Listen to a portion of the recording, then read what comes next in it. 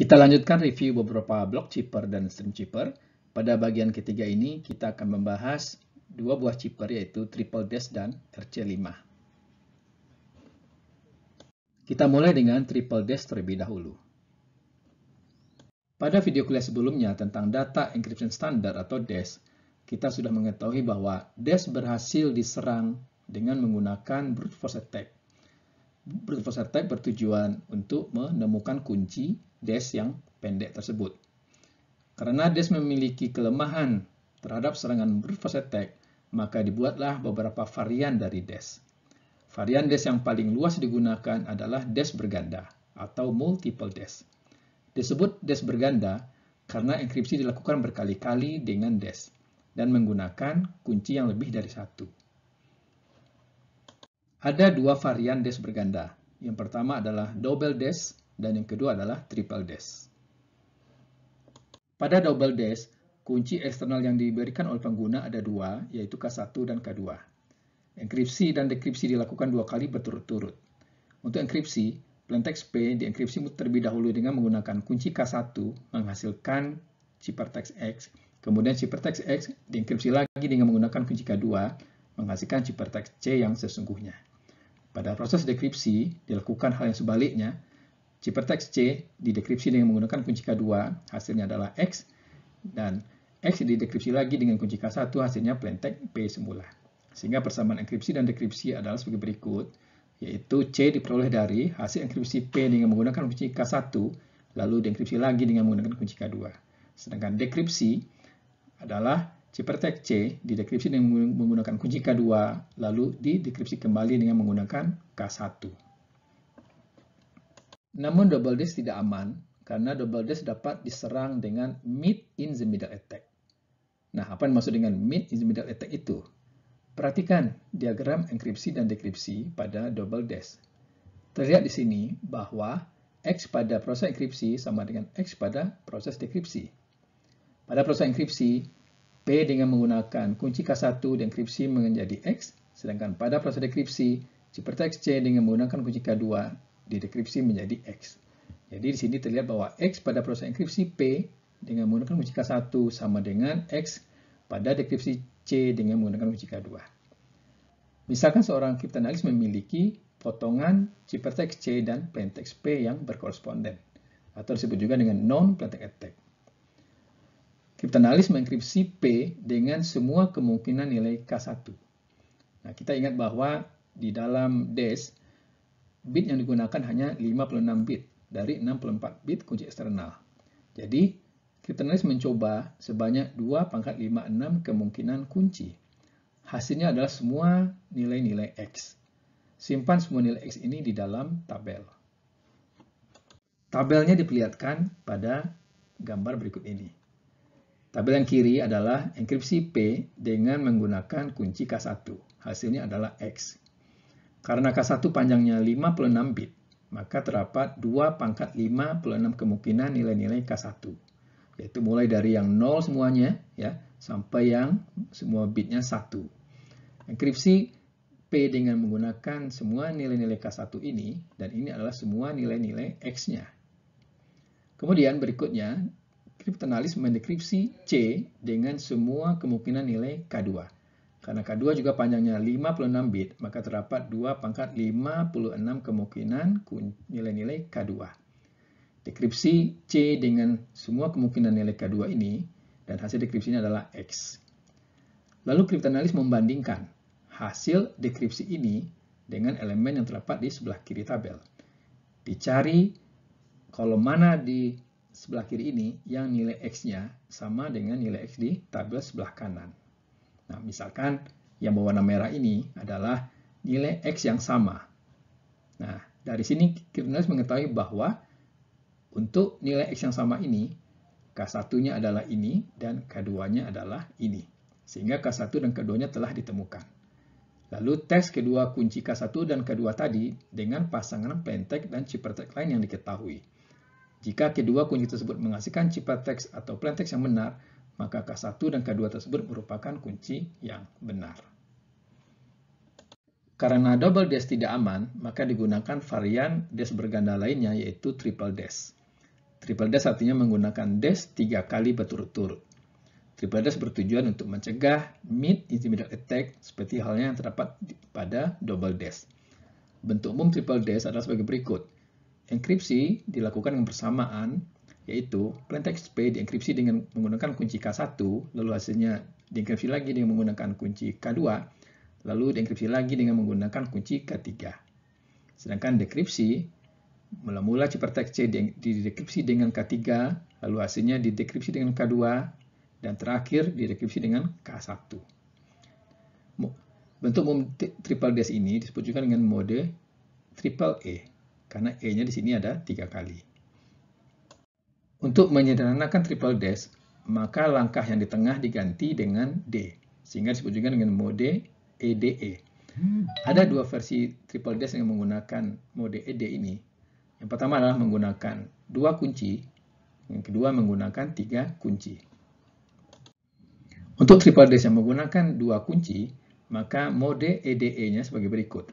Plaintext P dienkripsi dengan menggunakan kunci K1 hasilnya X, X kemudian didekripsi dengan menggunakan kunci K2 hasilnya Y, dan Y dienkripsi dengan menggunakan kunci K1 hasilnya ciphertext C.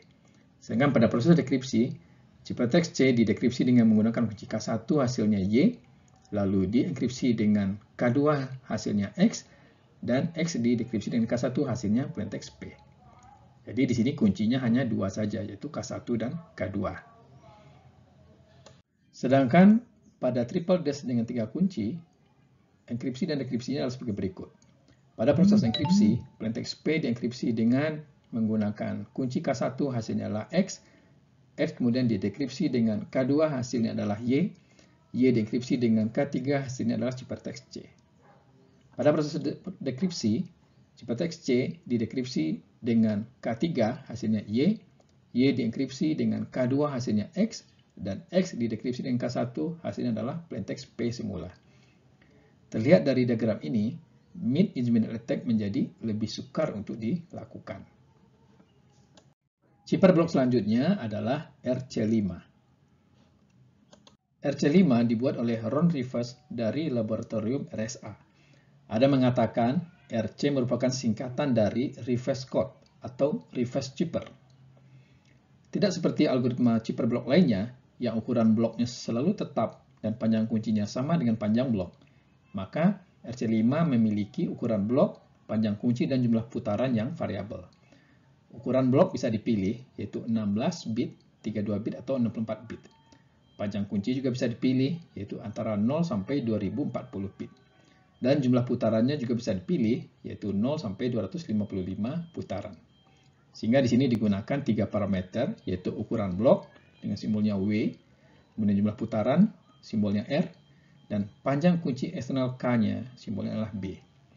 Ukuran blok dalam satuan bit, nilai yang dibolehkan adalah 16, 32, dan 64, sedangkan jumlah putaran R, nilai yang dibolehkan adalah 0, 1, sampai 255, sedangkan panjang kunci yang dibolehkan adalah 0 sampai 255 byte.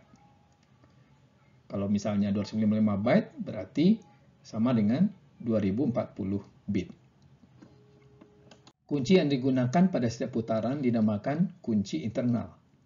Kunci internal di dalam RC5 ada sebanyak 2R plus 2 buah. Ingat kembali, R adalah jumlah putaran yang dipilih. Jadi kalau misalnya R-nya sama dengan 10, maka kunci internalnya ada sebanyak 2 kali 10 tambah 2, yaitu 22 buah.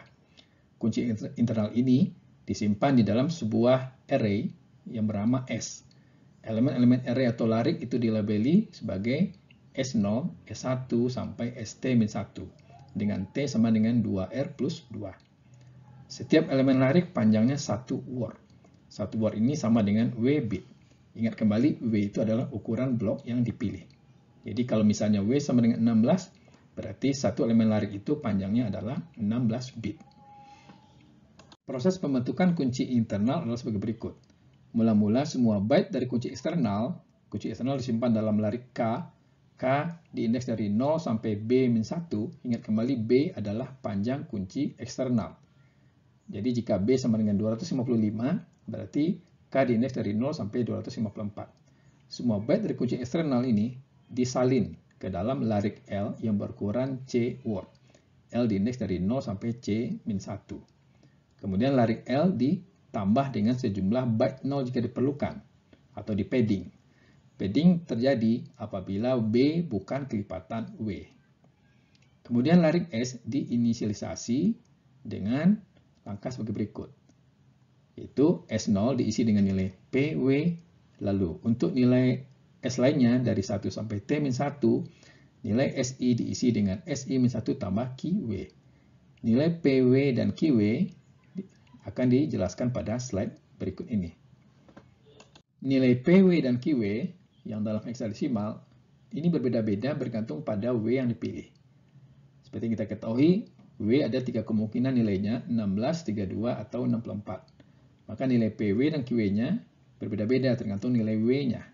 Misalnya untuk W16, nilai PW-nya B7E1, nilai QW-nya 9E37. Untuk W32 dan 64 dapat dilihat di sini nilai PW dan QW-nya. Konstanta PW dan QW didasarkan pada representasi bilangan alam E dan sudut P dalam biner. Nilai E tersebut adalah 2,718281 dan seterusnya. Sedangkan nilai P adalah 1618033 ya, yang sama dengan nilai bilangan rasional 1 tambah akar 5/2.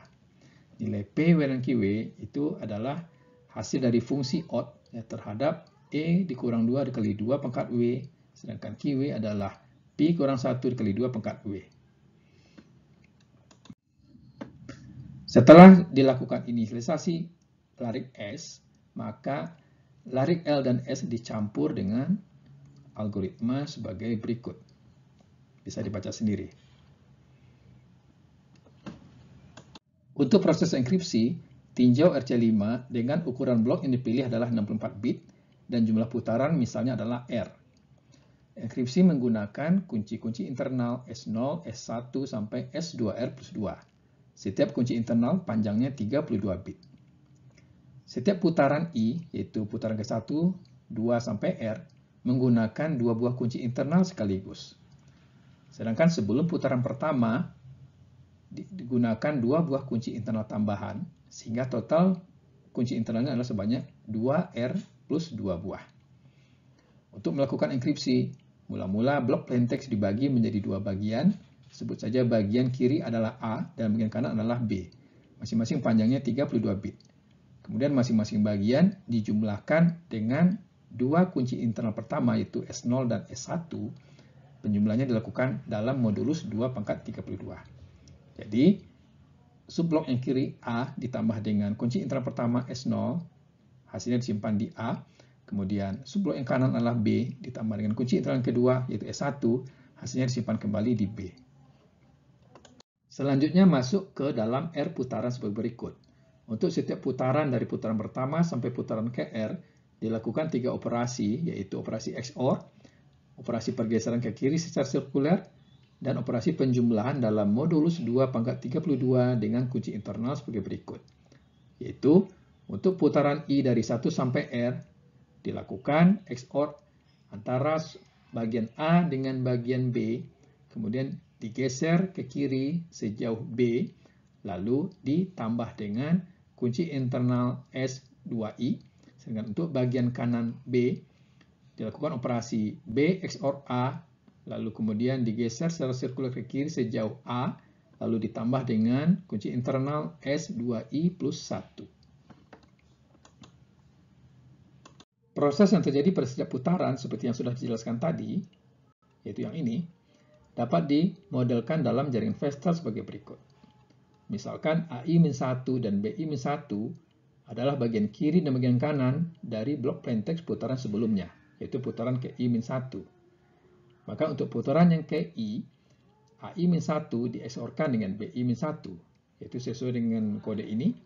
Kemudian hasil XOR-nya digeser secara sirkular sejauh BI-1, yaitu sesuai dengan kode ini. Kemudian hasil pergeseran tersebut dijumlahkan dengan kunci internal S2I, sesuai dengan kode ini. Penjumlahan ini dalam modulus 2 pangkat 32. Hasil penjumlahan tersebutlah yang akan menjadi subblok plaintext kiri yang baru, yaitu AI. Sedangkan untuk subblok yang kanan BI diperoleh sebagai berikut. Jadi di sini BI-1 di XOR-kan dengan nilai AI yang baru. Ya, sesuai dengan kode ini. Kemudian hasil XOR tersebut digeser secara sirkular sejauh A yang baru tersebut.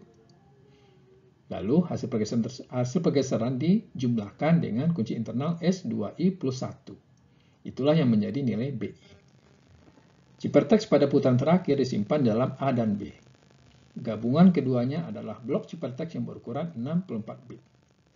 Sedangkan untuk proses dekripsi dilakukan dalam arah sebaliknya, yaitu dari putaran ke R-1, R-2 sampai putaran pertama. Karena menggunakan jaringan Vestel, maka tidak diperlukan algoritma yang berbeda untuk dekripsi. Demikianlah pembahasan kita mengenai triple dash dan AC5. Nanti kita lanjutkan pada bagian keempat. Terima kasih dan selamat belajar kembali.